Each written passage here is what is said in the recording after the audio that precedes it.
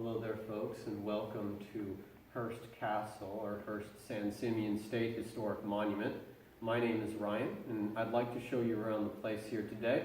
And since we do have a bit of social distancing space here, I'd like to take my mask off to make it a little easier to talk with you.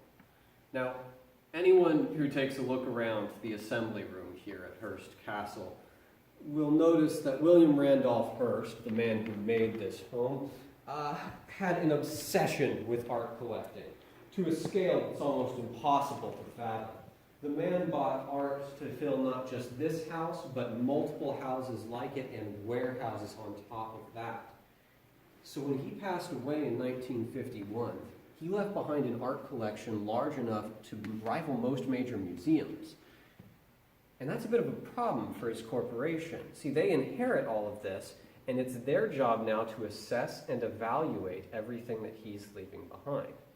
And any attempt to evaluate a collection of this size is going to be a bit difficult, because it's almost inevitable that you will overlook some important things, which brings me to this vase.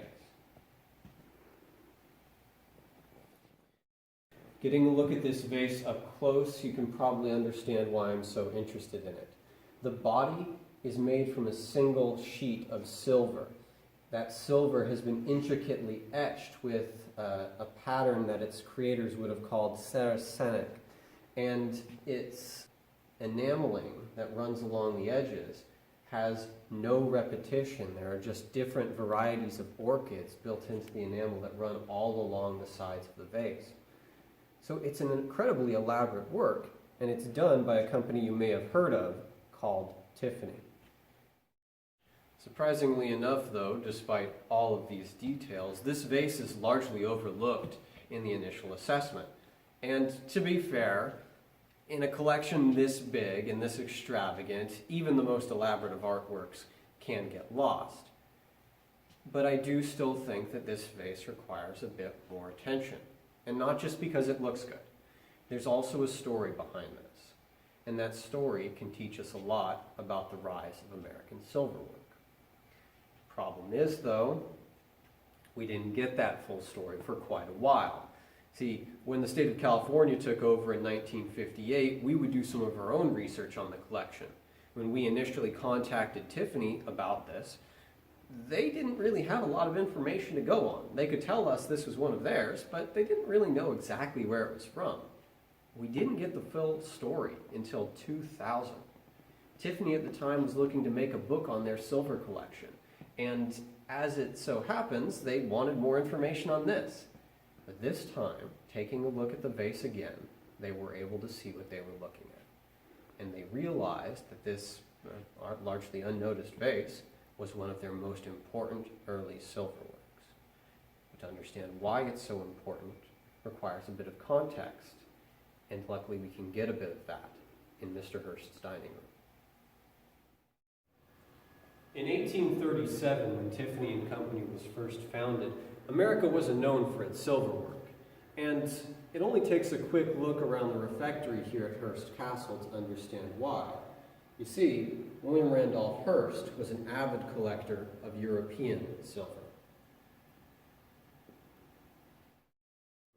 What you're seeing represents centuries of European silver work and tradition. They had generations of craftsmen who've been honing their craft and teaching it throughout the years. So for America to try and compete with European silversmithing is going to be nearly impossible.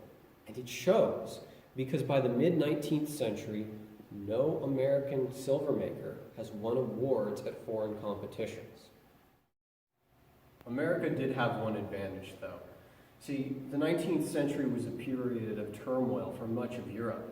And as displaced peoples left their home country, they started seeking opportunity in the New World. As they came to America, well, they bring with them their craftsmanship and skills from the home country, which means if you're a savvy businessman like Tiffany, it behooves you to hire those folks up, put them alongside the already established American craftsmen, and have them train later generations. Tiffany even goes so far as to create their own internal school to sort of train up their craftsmen. And it works, because by 1867, Tiffany has become the first American company to win honors at a foreign competition for their silver work. By 1878, they've won their first grand prize at a World's Fair, but the year we're interested in is 1889, because that's the year that our vase had its time to shine.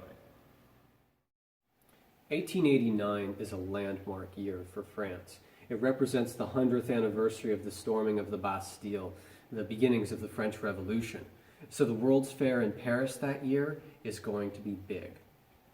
And for those of us who have grown up in an era after the World's Fair, you might not understand what I mean when I say big. So let me put this in perspective for you.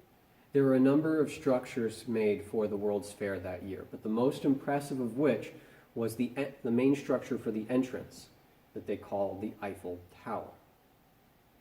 As you can imagine, any fair large enough to build for itself what will later become a national monument is going to be one you want to attend, particularly if you're a business. Companies will come from all over the world to showcase their products at these exhibits, and Tiffany is no different.